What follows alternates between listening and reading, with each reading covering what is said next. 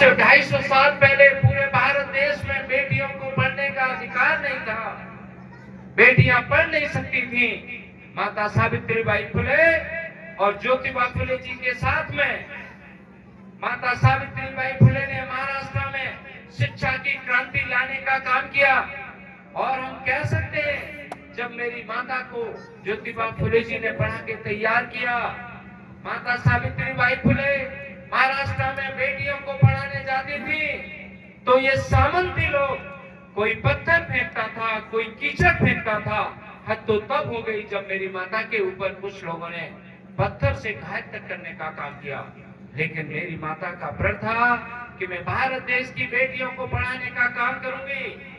और आज मैं कह सकता हूं कि पूरे भारत देश में प्रधान से लेकर प्रधानमंत्री और राष्ट्रपति तक का अगर किसी को इस देश में श्रेय जाता है तो माता सावित्रीबाई फुले को जाता है। और मुझे भी गर्व इस बात का है क्योंकि मैं उस माँ का बेटा हूँ। मुझे गर्व इस बात का है कि मैं उस माँ का बेटा हूँ।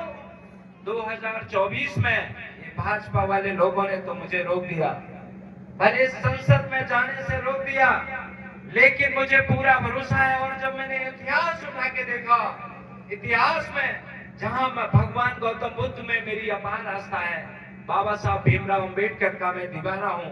और जब मैंने देखा बाबा साहब भीमराव अंबेडकर जी जब कैलिफोर्निया और लंदन से इस भारत देश में आए, सोचिए 4 पीएचडी की डिग्री पाने के बाद बाबा साहब भीमराव अंबेडकर जी महाराष्ट्र में सबसे पहले उन्होंने लोकसभा का चुनाव लड़ा और महाराष्ट्र के लोगों ने बाबा साहब भीमराव अंबेडकर जी को हरवाने का काम कर दिया।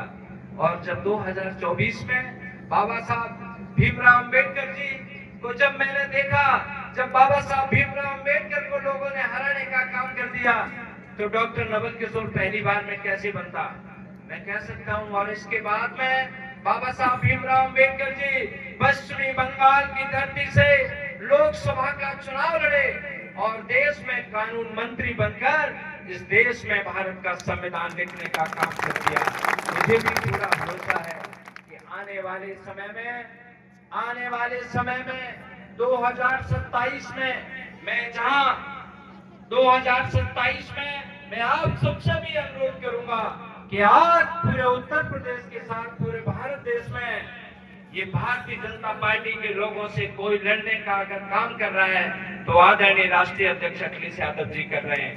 और हम ये भी आपको याद दिलाना चाहते हैं कि आदरणीय राष्ट्रीय अध्यक्ष अखिलेश यादव जी, आज सोचिए अभी कुछ दिनों पहले सम्राट अशोक जयंती पूरे भारत देश में एक संदेश देने का काम किया।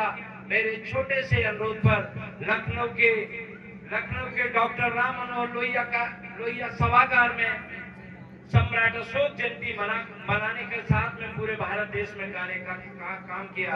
इसलिए हम आप सबसे अनुरोध करते हैं कि आने वाले समय में जो हमारे विरासत को संरक्षित और सुरक्षित करने का काम करें, आप सब लोग उसको बढ़ाने का काम करना। इन्हीं बातों के साथ में मैं आप सबको, चूंकि मेरा घर है, फिर से मैं आप सबको मैं बहुत बहुत धन्यवाद दूंगा। और धन्यवाद देने के साथ में अपनी बात को विराम करने से पहले बस मैं यही कहूंगा कि मैं दुनिया के किसी कोने में रहूं, लेकिन मुझे हर दिन से बुरा याद आएगा। और विश्वास करिए, सम्राट अशोक क्लब के लिए आपके लखनऊ में जो भी कार्यक्रम की जरूरत पड़े, बड़े से बड़े सभागार की जरूरत पड़े, डॉक्टर नवल किशोर साहब आपके कार्यक्रम को करवाने का काम करेगा। आप सबको बहुत बहुत जय भीम, जय सम्राट।